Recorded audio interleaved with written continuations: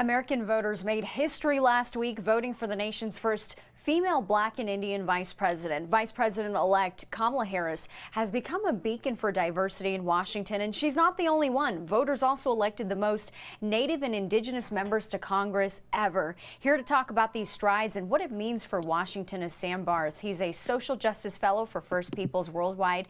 Based out of CU Boulder, the program works to address the unique needs of Indigenous communities and build leaders for those communities. Sam, good morning. Thanks so much for joining me. Hey, good morning. Happy to be here. So there are 6 Native and Indigenous representatives now. Half are Democrats, half are Republicans. What kind of issues do you expect them to push for during their terms? I think it largely depends on the tack that the Biden administration takes in the new year. I know there's a lot of issues coming up on the docket, including land preservation issues. One issue we've been working on is protection of the Arctic National Wildlife Refuge. And I know the Biden campaign has made some promises of protecting those lands. So we'll see what happens in the new year. You know, another big topic this year was COVID-19. Native communities have been hit especially hard by the virus. You know, could that have played a role in the historic number we saw elected this year?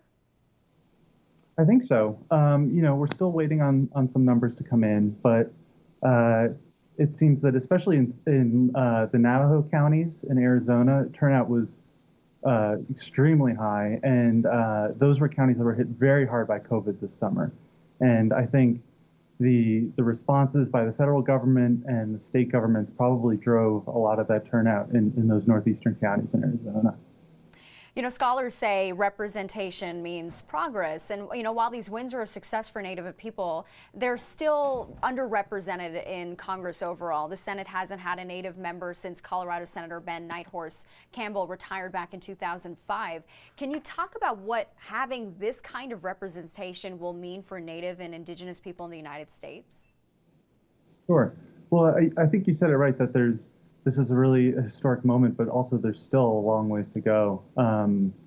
And I think there's the opportunity now with more members in Congress to push for some of the reforms that representatives like Deb Haaland have been pushing for, are things like the Native American Voting Rights Act, to really try and expand and make up some of the issues that have been happening with getting voters to turn out in Indian country. Sam, appreciate you coming on the show and shedding some light on this topic.